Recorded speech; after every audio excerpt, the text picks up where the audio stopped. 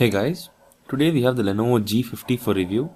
This particular model is powered by the Pentium processor. It sells for around 22 to 25k, but it can be had for around 18k if you catch it on a sale.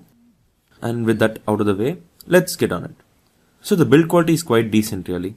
It feels decently sturdy, but the laptop creaks at certain parts like the maintenance flaps quite easily.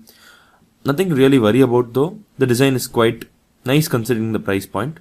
The top is a simple black slab, but the palm rest area has these nice vertical lines which make it look quite attractive. It's got a matte finish, so it doesn't really attract too many fingerprints, which is a really nice touch. Overall, the build quality is quite nice and it's quite solid. The keyboard uses a chiclet style keyboard, which is pretty much the best thing about the keyboard. The feedback while clicking isn't great and the keys have low travel, which feels a bit squishy. Also, pressing the corners causes mistypes and skipping off letters. Another thing that bothered me was the flex in the keyboard. The WASD sections especially gave a sinking feeling while typing, which slows you down as you're constantly checking if you missed a key. Overall, the typing experience isn't great and it might take some getting used to if you're shifting from another model like the ThinkPad or a Dell Inspiron 15, which offers a better typing experience.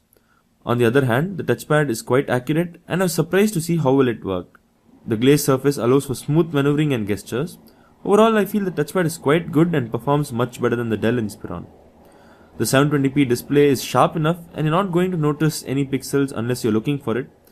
The colors were a bit pale and dull by default, but calibrating the display improved the condition by a lot. A problem that always plagues the TN panel is also found here. The viewing angles are quite poor, especially in dark images. This really isn't avoidable as IPS panels aren't really available at this price point. Overall, it's a decent TN panel which can be improved by a bit of calibration. As we mentioned before, the laptop is powered by the Pentium processor, and if you're wondering how powerful it is, well, it's about half as powerful as an i3 3rd generation. We ran a macro in Excel which took the i3 3rd generation around 29 minutes to run, and the G50 took about 59 minutes to complete the same. In other operations such as browsing, the difference wasn't as noticeable though. The overall usage experience might be a bit sluggish at times and you might be faced with loading signs more than once, but overall the laptop is very much usable. Gaming is almost out of the question in our current configuration, so we didn't go too much into it. The battery life is quite good as it lasted 4 hours 54 minutes while watching a video in loop, and it lasts around 5 to 6 hours on an average usage. It's not the best, but it's definitely not bad. The speaker quality is quite decent. It's not as loud as the JBL speakers on the Y50 for example, but it sounds a lot better than the Dell Inspiron series, which actually crackled at high volumes.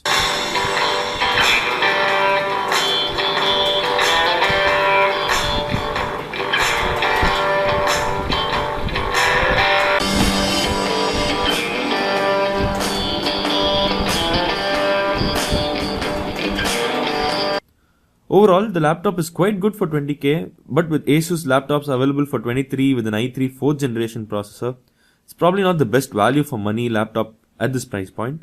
But Lenovo's service definitely trumps Asus's, at least in India, so it's apples to oranges. But the thing is, if you're going for a better configuration at the price point, the Asus is probably a better buy.